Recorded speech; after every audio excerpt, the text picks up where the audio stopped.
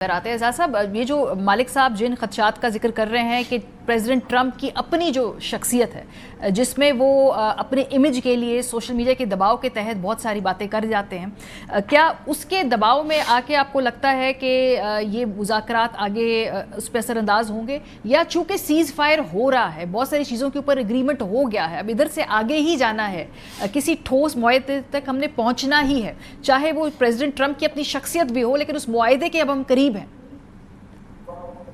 जी ऐसा ही लग रहा है मुझे जी। मेरे ख्याल में दोनों फरीक इस वक्त बड़ी शिद्दत से चाहते हैं कि मुज़ाकरात की मेज़ पर बैठ जाए और वो जो उलझे हुए मामलात हैं उनको सुलझाया जाए। उसकी वजह यह है कि डोनाल्ड ट्रंप साहब जो हैं वो कंपेयर करते हैं अपने आप को बराक ओबामा साहब की जो सक्सेस थी 2015 की उससे, और वो चाहते हैं कि वो ये साबित करें कि वो बहुत गलत मुआहदा था और मैंने देखे उससे बेहतर मुआहदा किया है। तो चनाचे वो ये करेंगे। एक मौका था कि अगर जंग के ज़रिए वो मामला हल कर लेते और जंग में ईरान को शिकस्त दे देते तो फिर तो बड़ी बाबा होती और फिर तो ठीक था, लेकिन वो हुआ नहीं। अब उनके लिए सबसे बेहतर यही ऑप्शन है कि ये किसी तरीके से ये मुआहदा हो, कम से कम ये बातचीत शुरू हो, यानी ये तो भी इंटरम मुआहदा है, उसके बाद फिर बातचीत शुरू होनी है। तो बिल्कुल मेरे ख्याल में वो करेंगे और वो गलती शायद नहीं करेंगे। जब लास्ट टाइम हमारे आर्मी चीफ मौजूद थे वहाँ पे ईरान में, और ईरान ने अपनाए हुर्मुज़ खोलने का ऐलान किया था, और डोनाल्ड ट्रंप साहब ने उस वक्त भड़क लगा कर कह दिया कि जनाब हम अपना नाका नहीं खोलेंगे। तो वो मेरे ख्याल में इस दफ़ा शायद वो गलती ना करें। ठीक है, मेगाफोन डिप्लोमेसी करते हैं, उसकी वजह से गलती तो हो जाती है, लेकिन उम्मीद है कि इस दफ़ा वो नहीं करेंगे, क्योंकि इस दफ़ा उनको भी उतनी ही ज़रूरत है इस मुआहदे की जितनी ज़रूरत ईरान को भी है। तो मैं तो कम से कम खासा पुरुमीद हूँ। और ये तो हम बड़ी देर से ये कह रहे हैं ये बात कि जनाब कोई हमला नहीं होगा दोबारा।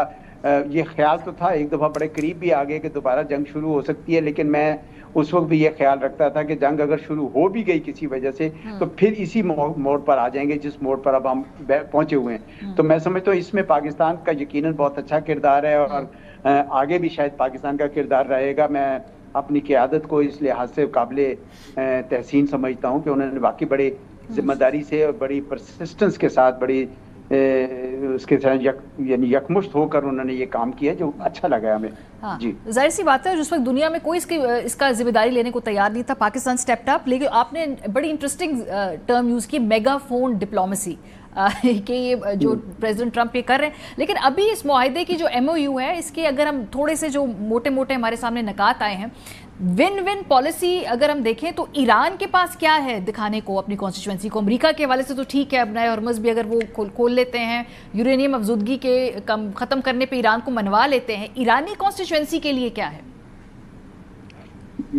बहुत कुछ है जी। मैं आपको बताऊं कि ईरान ने ये साबित कर दिया कि दुनिया की सबसे बड़ी मिलिट्री मशीन और खित्ते की सबसे बड़ी मिलिट्री मशीन दोनों को अब हमने बर्दाश्त करके दिखा दिया है। हम एक ताकत हैं। और आप ये देखें पूरी खलीज की जो रियासतें जो उस वक्त बशमूल UAE जो हर वक्त गुन गाते थे इसराइल और अमेरिका के कि ये हमें सिक्योरिटी देंगे, वो सब के सब अब समझ गए हैं कि ईरान के साथ हमें मुस्तकबिल में रहना होगा और ईरान के साथ डील करना होगा। ये कोई छोटी उनके लिए अचीवमेंट नहीं, ये बहुत बड़ी अचीवमेंट है।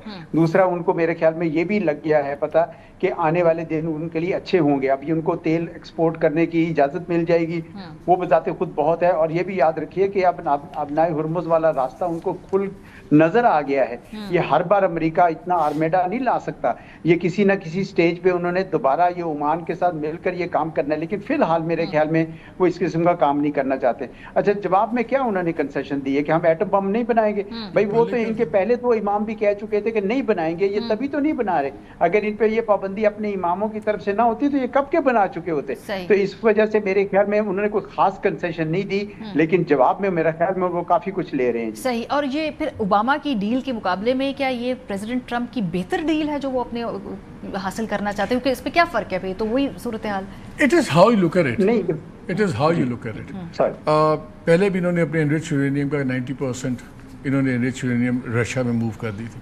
देखें, आप विन की बात है ना, Iran simply one by not losing. वो हेनरी किसिंजर ने एक बार ही कहा कि अगर एक बड़ी पावर छोटी पावर के साथ लड़े और वो एसिमेट्रिक वॉर हो तो छोटी पावर सिर्फ हारे ना तो वो जीतती है, और बड़ी पावर अगर जीते ना तो हार जाती है। 3 डिक्लेयर्ड ऑब्जेक्टिव्स है: रजीम चेंज, اب رجیم چینج کیا ہوئی, 86 سال کے تھے علی خامنہ, کینسر کے مریض تھے, ابھی ان کی جو سکسیشن پہ ہی بڑے جھگڑے ہونے تھے, وہ ڈیسائیڈ ہو گیا ان کے لیے, ایسے انہوں نے جھٹکا کے لیچ اڑا دی, اس کے بجائے ایک 50 والا بندہ سپریم لیڈر بن گیا جس کی پرسنل گراؤز بھی ہے. آپ نے ان کے والد کو مارا, خاندان کے لوگ مارے, ہارڈ لائنز اوپر لے آئے. آپ کا نیوکلیئر ڈسٹ فیوریٹ ورڈ ہے ٹرمپ کا, وہ ابھی تک ایران کے پاس ہے. صحیح. ہرمز پہ ان کا سٹیٹس چینج کروا دیا. سو ایران کی ٹرمز پہ ہی ڈیل ہو رہی ہے فرینکلی, مطلب کہ سو پھر یہ تو امریکی پبلک کو پوچھنا ہے کہ کیا پایا پریزیڈنٹ ٹرمپ نے اتنی لمبی جو ایک جنگجو اپنی سوچ مسلط کر کے.